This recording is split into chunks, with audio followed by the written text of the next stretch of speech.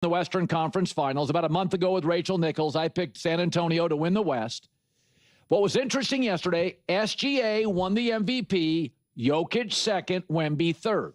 That is now 8 straight years. An MVP has been from the international overseas players, 8 straight years. In fact, the only American to get a first place vote in 5 years is Cade Cunningham, and it was probably a Pistons beat writer.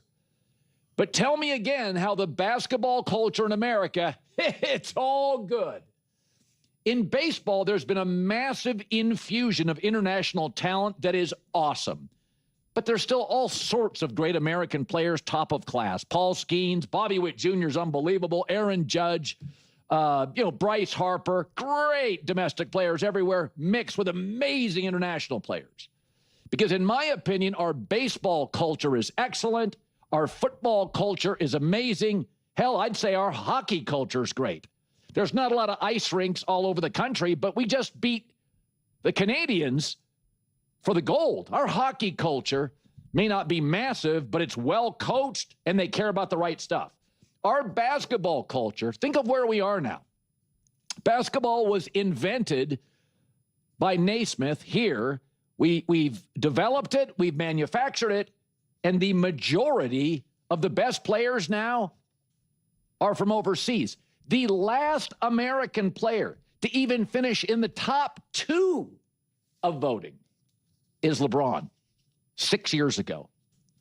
So go look at college basketball. I think the development of the 7'3" Spaniard center for Michigan, from UCLA to Michigan, Adai Mara, I thought that was the key for Michigan, that they had a great defensive player who became an offensive hub.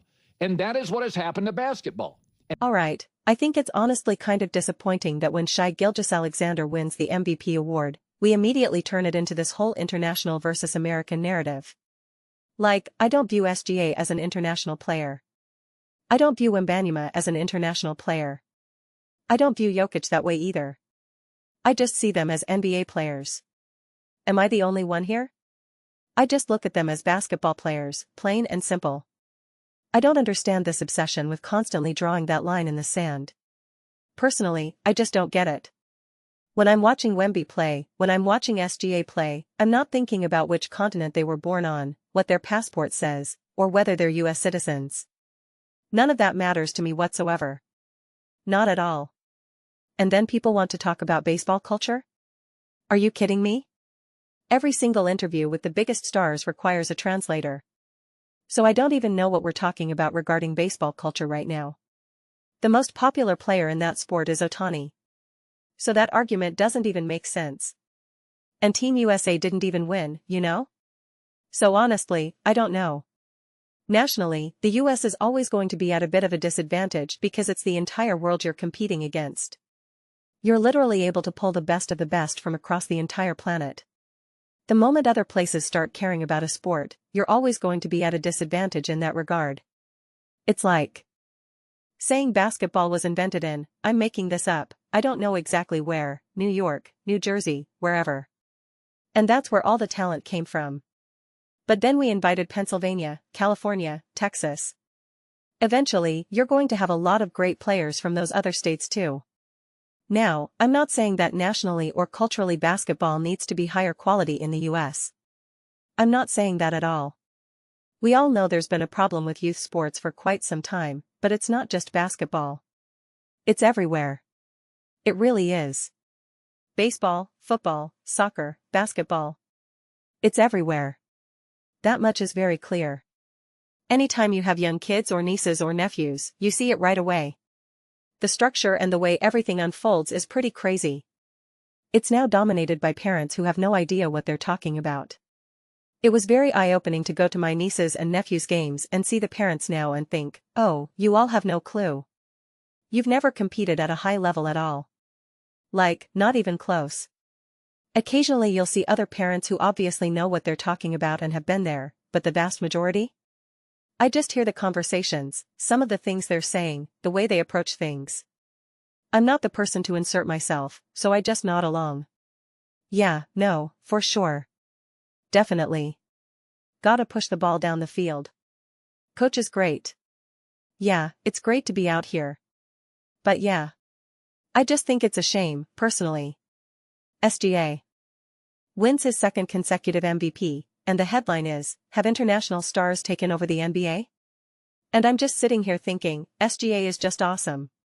Whether he's from Canada, whether he's from the US, I don't know. He's just a great basketball player. Really fun to watch. Elite. Special. Awesome. And I cannot wait for OKC versus San Antonio. Super pumped for that. I truly cannot wait. This is what I've been waiting for months and months.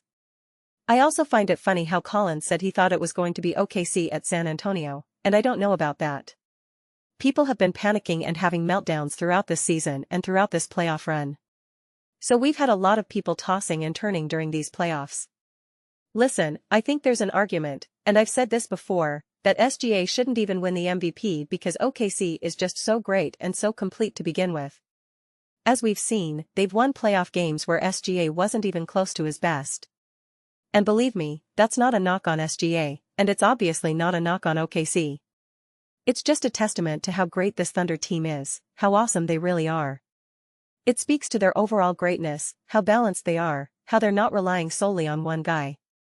Look at any other team when their superstar doesn't have a superstar game, you don't typically see them win. We just saw it in Game 7. We saw what happened to the Pistons. Cade Cunningham wasn't balling, the Pistons weren't ballin'. Tyrese Maxey has an off game, the Sixers have an off game. You see that again and again. That's what makes OKC so resilient and so great. And Colin, you see how it says James Harden was the last American to win MVP? Most people didn't even like that season. Obviously he scored a ton of points, but people didn't like it. Too many free throws. Talk about a free throw merchant. That's when people were really losing their minds about drawing fouls, you could kick your legs out and all that. So I don't know. We want to talk about international stars taking over the NBA and have this conversation about how basketball is broken? No. The conversation around basketball is broken. The regular season is a bit broken, sure. But we're constantly talking about who's the face of the league, international, national, old heads versus young guys. We constantly try to put everything into boxes. Constantly. OKC wins a big game against LA, and we're like, free throws are out of control, bro. Meanwhile, the Lakers end up shooting more free throws than OKC. And then we're like, is LeBron still the face of the league? And I'm like, guys, OKC just swept the Lakers. Let's talk about OKC right now and about going into San Antonio. SGA wins the MVP, International Player. What are we doing? You understand? We just get farther and farther away from basketball. We get farther and farther away from actual basketball conversations. That's where things get so broken. Even something like Wembanyama. Getting thrown out of a game turns into a whole indictment on how the media discusses him.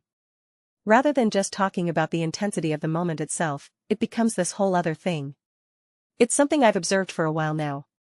In football, something happens, an event, a game, a trade, a story, and we'll talk about it. Sometimes I think, okay, we're having the wrong conversation. Or even, this is ridiculous, we're completely looking at it the wrong way. But it's still within the frame of the conversation. For example, the Eagles lose, and people say, Jalen Hurts isn't a good quarterback. And I say, that's ridiculous, the whole offense was a mess, the coaching was a mess. But it's still within the conversation. SGA wins the MVP, and we say, let's have a conversation about international versus national. And I'm like, wait, why? OKC sweeps LA, and is LeBron no longer the face of the NBA? Wait, what? Wemby gets suspended, and is the media too nice to Wembanyama? Wait, what? We're in the middle of a heated playoff series right now. The Spurs just lost. Minnesota tied the series. It's 2-2 going into Game 5. This is intense. Then Wembanyama bounces back with an unbelievable game, a really exciting, awesome game. I know OKC fans don't want to hear about how great Wemby is right now, but it was an awesome game. And we take issue with the wording of how the game is discussed. I think we're missing the actual conversation. We just saw an away so. Me game. We wait months for the NBA playoffs. A full calendar year for the playoffs to begin. And we talk about everything but the playoffs, everything but what's actually right in front of us. Go back to Steph Curry winning MVP. He won back-to-back. And rather than just talking about how elite, special, and great he is, we immediately jump to, is the center position dead? Is it over? Do we no longer need centers? I mean, okay, it's not the worst conversation, but is it the right conversation right now? Shouldn't we just celebrate Steph Curry's greatness in this moment instead of saying, small ball is king, we don't need centers? I don't know if that's the conversation to have at that moment. Are twos no longer important? Again, conversations we can have, but is this the moment for it?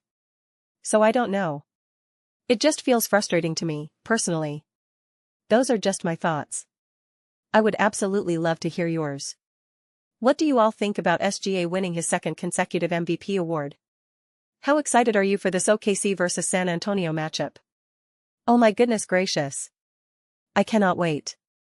Let me know your thoughts. I read every single comment. So whether you agree with me or disagree with me, either way, let's get into some discussions, get into some fights, but ultimately let's just have some fun. Please do consider subscribing. We are building an amazing community here, and I would absolutely love to see you be part of it. I want to build something that we all generally feel connected to, something that we're really excited to be part of. I think we're well on our way to doing it. Please don't forget to give this video a thumbs up. It really does help with visibility and the algorithm. Thank you so much. See you next time.